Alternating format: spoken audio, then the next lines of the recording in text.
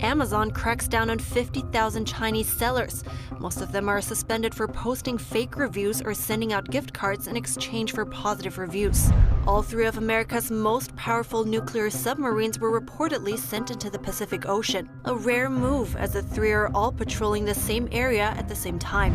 The U.S. Strategic Command is sounding the alarm, saying the strategic breakout of China's military is a cause for action. Chinese state media declares China the winner of the Tokyo 2020 Olympic Games. That's despite the U.S. taking home the most medals. And some elementary and middle school students in China must get vaccinated, or they can't attend school. That's according to local authorities, even though Beijing claims the shot isn't mandatory. Hello and welcome to China in Focus. I'm Evelyn Lee in for Tiffany today. U.S. retail giant Amazon is suspending 50,000 Chinese sellers. That's for reportedly large numbers of fake reviews on its products. Electronics retailer Aukey and wholesaler TomTop are among them. The widespread suspension has dealt a major blow to China's industry, especially the southern province of Guangdong. According to Chinese media, almost half of these Amazon sellers are based there. An industry insider explained this is the fifth time Amazon has suspended sellers from China. And as for revenue, these companies' total losses are expected to hit more than $15 billion. According to Chinese media outlet Caixin, the suspensions mostly target companies who knowingly violate Amazon's policies. That's including some sellers who hire fake clients and post fake reviews. Some have also been known to insert gift cards into their products with notes asking for positive reviews. In a rare move, the U.S. reportedly sent all three of its most powerful nuclear submarines into the Pacific Ocean, a possible show of naval strength to adversaries like China. In a tweet, the United Service Organizations unofficially confirmed that the USS Seawolf, Jimmy Carter, and Connecticut had set sail from Washington. The United Service Organizations is a corporation that supports members of the U.S. Armed Forces. The submarines are all of the same class, and each of them carries 50 torpedoes. These vessels are the biggest, most heavily armed, and fastest in the U.S.'s naval fleet. A Forbes report explains that normally vessels of the same class take turns deploying, and it's rare for these submarines to be deployed together because it takes a lot of resources. The report says if the U.S. was at war with China, it would need to deploy all three vessels, so the U.S. showing its capability like this is a significant move. The U.S. Strategic Command is sounding the alarm on China's rapidly growing military capability. We are witnessing a strategic breakout by China. Their explosive growth and modernization of its nuclear and conventional forces can only be what I describe as breathtaking. Make no mistake, China's strategic breakout is a cause for action. Richard made the remark during a speech at the Space and Missile Defense Symposium last week. He warned against judging Beijing's nuclear capability simply based on the difference in stockpile size between China and the U.S. What matters is they are building the capability to execute any plausible nuclear employment strategy. Then in 2019, the PRC test launched more ballistic missiles than the rest of the world combined. Richard says Beijing's military buildup also includes construction of over 200 new intercontinental ballistic missile silos. He points out that if you add all this up, what you get is something inconsistent with a minimum deterrence posture. U.S. Strategic Command is a branch under the Department of Defense that oversees strategic deterrence, global strike, and the country's nuclear arsenal. As U.S. concerns over China's military rise, Russia is instead commending Beijing. The Russian defense minister recently praised military cooperation between Moscow and Beijing and suggested it could develop further. That's after he flew to China for joint military drills involving more than 10,000 troops.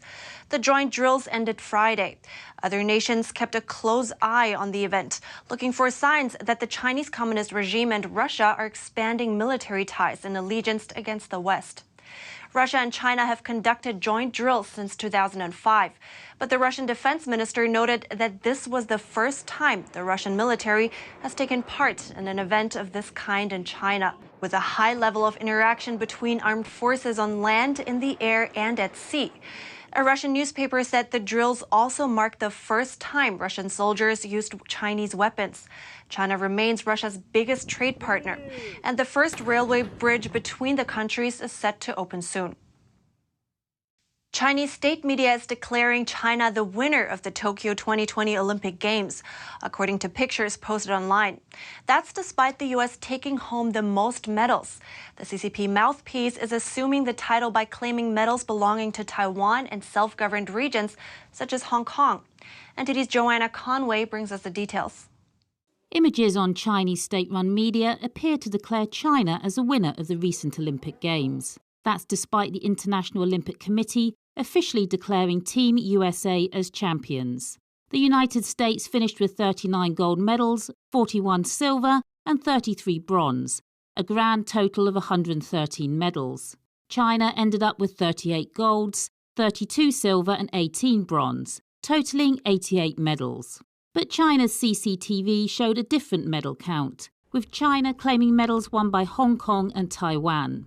Images shared on Chinese social media site Weibo show China also claiming Macau's gold, taking their total to 42. On this basis, Chinese state-run media is claiming an Olympic win for China. The International Olympic Committee, however, recognises Taiwan and Hong Kong as independent competitors. Joanna Conway, NTD News. Activists fear new development spells trouble for Hong Kong's freedom. One of the city's biggest pro-democracy groups announced plans to dissolve on Sunday. Its former leaders are now in prison, charged under Beijing's national security law. NTD's Trevor Piper with more on that. A pro-democracy group that organised some of the biggest protests during political upheaval in Hong Kong is dissolving. The Hong Kong Civil Human Rights Front says it can no longer operate. According to local media, the group is facing a police investigation into possible violation of a national security law. Former leaders of the group are currently in jail on charges related to their activism. The Civil Human Rights Front is the organiser of the annual protest march marking the territory's handover to China in 1997. The group is the largest to disband amid a sweeping crackdown on dissent in the region. Earlier last week, Hong Kong's largest teachers' union also disbanded. The crackdown follows Beijing's imposition of the national security law last year. The legislation outlaws secession, subversion, terrorism and foreign collusion. It was used to arrest more than 100 pro-democracy figures and close pro-democracy newspaper Apple Daily. The crackdown has virtually silenced opposition voices in the city and drawn US sanctions against Hong Kong and Chinese government officials. Trevor Piper, NTD News. No vaccine, no school. That's the latest mandate for many students in China and even their families. While this is not a policy enforced from the top, an official says they have been tasked with increasing vaccinations in schools. Beijing has said getting the CCP virus or COVID-19 vaccine is voluntary, but several areas in China have recently issued notices ordering students and their families to get the shot. Ms. Chen is from central China's Wugang City. She told NTD about what's going on in her area. Now it's mandatory for primary and middle school students to take vaccines. If not, the kids won't be able to go to school. It's still summer vacation in China. Local authorities are now urging students to get vaccinated before the fall term begins. In northern China, officials in Hubei province are ordering students aged 12 to 17 to get 2 shots during summer vacation. If they don't, they won't be able to attend school. Reports of the same policy are also coming out of eastern China in Huangshan City. And on top of that, a document from southern China's Guangxi province says if any family members haven't been fully vaccinated, that family's children will be suspended from school. Similar requirements are active in southeast China's Jiangxi province. Ms. Chen explains how layers of officials push the vaccination. They have some documents. Then the mayor will confirm the orders. The teachers will then post the notice. If you haven't taken the shot, the teacher will call the parents. Their kids will be rejected by the school, along with other policies. On the surface, they say it's voluntary, but in fact, what they say from top is one thing. What they do on the lower levels is another. So why does this happen? NTD reached out to Wugang City's local pandemic control office to find out. Let me tell you the truth. It's the pressure from upper authorities, you see, from Beijing to the province level, from the province level to our city level. That's the case. It's a political mission, even though it claims it's voluntary for people. But it's already set as an assessment criterion to test the local government's ability to mobilize. Ms. Chun explained local authorities forced residents to sign an agreement saying should anything happen, they're not responsible for the risks. A woman in China collapsed after taking the country's homegrown virus vaccine, and then just weeks later, she died. Chinese authorities say it's not because of the vaccination. An elderly woman who collapsed after taking a Chinese-made dose of the CCTV virus vaccine has passed away just 3 weeks after getting vaccinated. Her relatives question whether the vaccine was directly tied to her death, but authorities work to keep the details quiet. It happened in southwestern China's Chongqing city. She now has heart failure. Her heart rate and blood pressure are half of what's normal, and she can't maintain it anymore. She's like that due to the vaccination. I explained clearly to the doctor that night. Last week, the sister of the deceased woman shared the details with the Epoch Times. She said her sister told her that after getting the shot, she lost sensation from her head to her feet, and that her facial muscles were weakened. She slept during much of her hospitalization.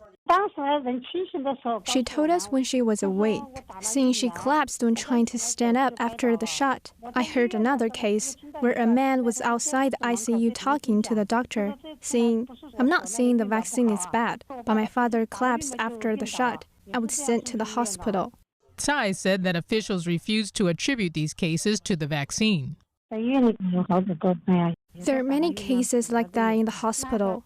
Some died. A person in their 30s got the vaccine shot in the hospital and died shortly afterwards. Maybe the authorities stepped in and got it settled. Many other areas in China have reported similar incidents. In late July, a father disclosed online that his son got a fever and was sickened after getting a Chinese-made vaccine and died a week later.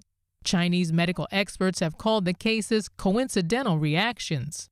They claim the victims had been infected by the virus before taking the shot, but were asymptomatic, and that vaccine shots triggered their symptoms. Part of China are still struggling to get the Chinese Communist Party virus known as COVID-19 under control. In central China's Zhengzhou city, authorities announced over the weekend that all elementary and middle schools will delay reopening for another week. Online lessons are set to begin at the beginning of September. At the same time, all restaurants in the city are closed. Public parks are restricting who can enter, and residential neighborhoods mandate temperature checks for those coming and going. One parent named Mr. Hua told the Epoch Times that his child's school also has a new rule in place, saying all parents must provide daily information about the infection risk of the area where the child lives. Areas in the city are divided into high, medium, and low-risk zones, reflecting how likely virus infection is there. That measurement mainly comes from the number of confirmed virus cases found in each area. Though, as the virus continues to spread, more low-risk areas are getting upgraded to high-risk warnings. Zhengzhou City kicked off its 4th round of mass virus testing over the weekend.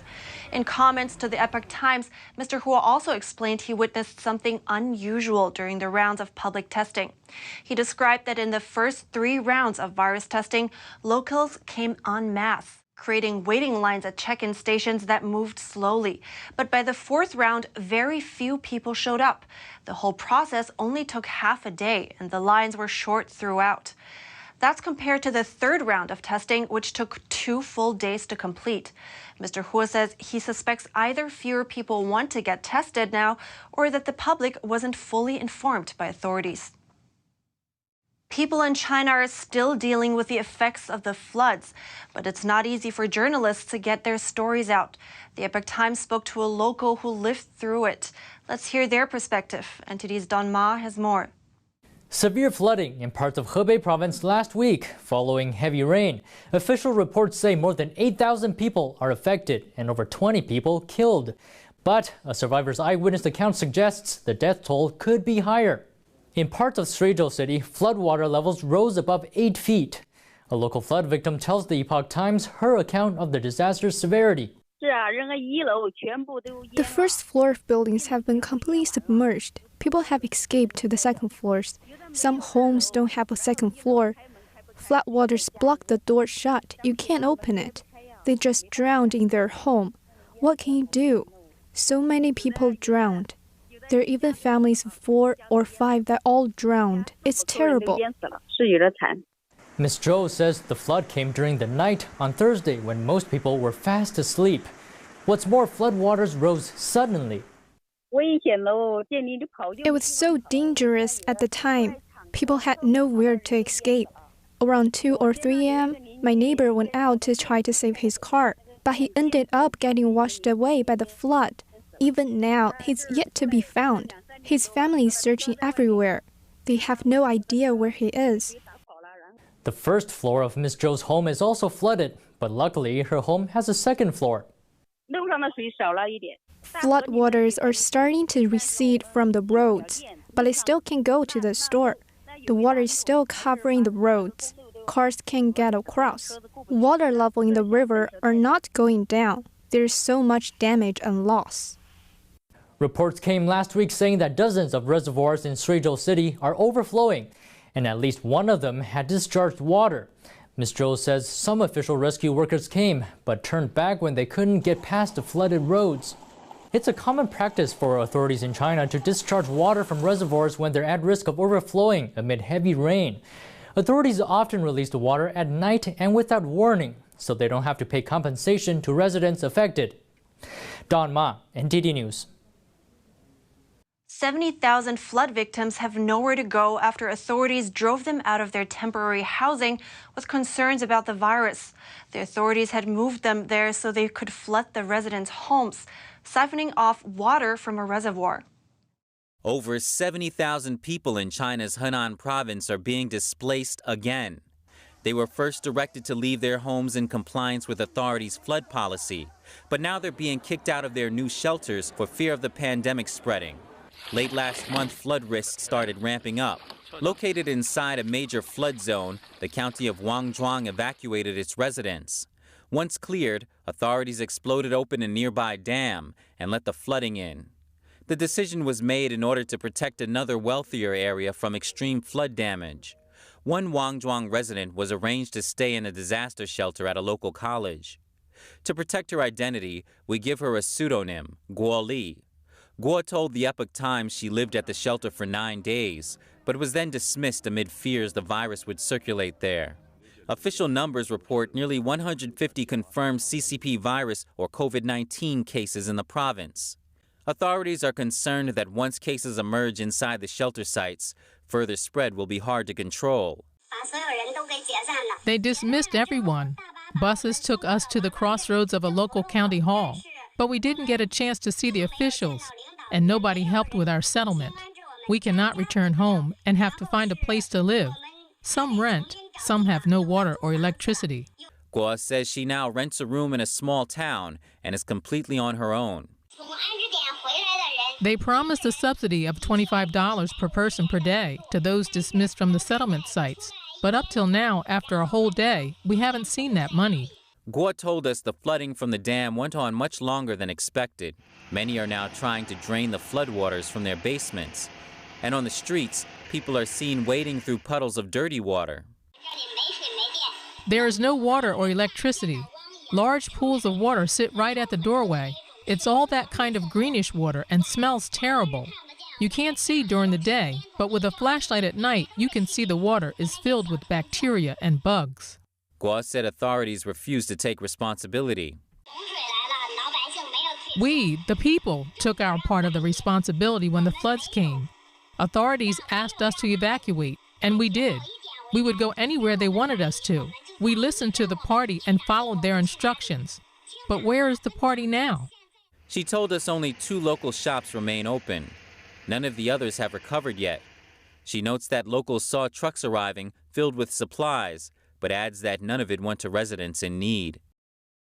China's economic leap seen in recent months has lost its momentum. Factories are facing major disruptions and a retail dip in July. NTD's Patrick Hayden has the details. China's manufacturing and retail sales growth slowed sharply in July. That's as the country faces floods in several regions and new CCP virus outbreaks that have disrupted business operations. Industrial production in the world's second largest economy reported on Monday a 6.4 year-on-year growth in July. That's 1.4% below expectations. Retail sales grew just 8.5%, which is 3% lower than forecasted. Exports unexpectedly slowed in the month as well. Production control sent crude steel output to the lowest monthly level since April 2020. The country has also faced severe weather in several provinces, with record rainfall in Henan province last month, causing floods that killed more than 300 people. Upon the news of China's performance, Asian share markets dipped on Monday. Patrick Hayden, NTD News. And now let's look to Chinese companies trading in the American market. Stock prices for several of China's major companies recently took a plunge. The Chinese regime is continuing its suppression of private businesses, now targeting the online insurance industry. Japan's SoftBank, a major investor in Chinese companies, including Alibaba, says it may pause its Chinese investments for a year or two while the suppression continues. I talked to Milton Ezrati about it. He was the chief investment officer for Nomura Capital Management for 14 years and spent much of his professional life analyzing China. Asked if American investors will follow Nomura's lead or if the CCP risk has already been priced into the stocks. I think the bulk of it, for now, has been priced in, but everyone is rethinking. Across all my contacts, whether they're state-run funds or privately run money or money managers, professional money managers, all are rethinking the China risk in their portfolio. So this is not quite done. I think the bulk of it for now is done, but people will continue to reassess. And of course, a lot depends on how China behaves going forward. A lot of people as well, they probably don't know it, but a lot of the pension funds, right? The American pension funds are also exposed to Chinese stocks. And we saw, I believe, $1 trillion was wiped off the value of Chinese equities since this happened. But a lot of these American pension funds, they tend to just track the MSCI indexes, the kind of standard indexes, am I right, which are very exposed to Chinese stocks anyway. Will they reassess their positions?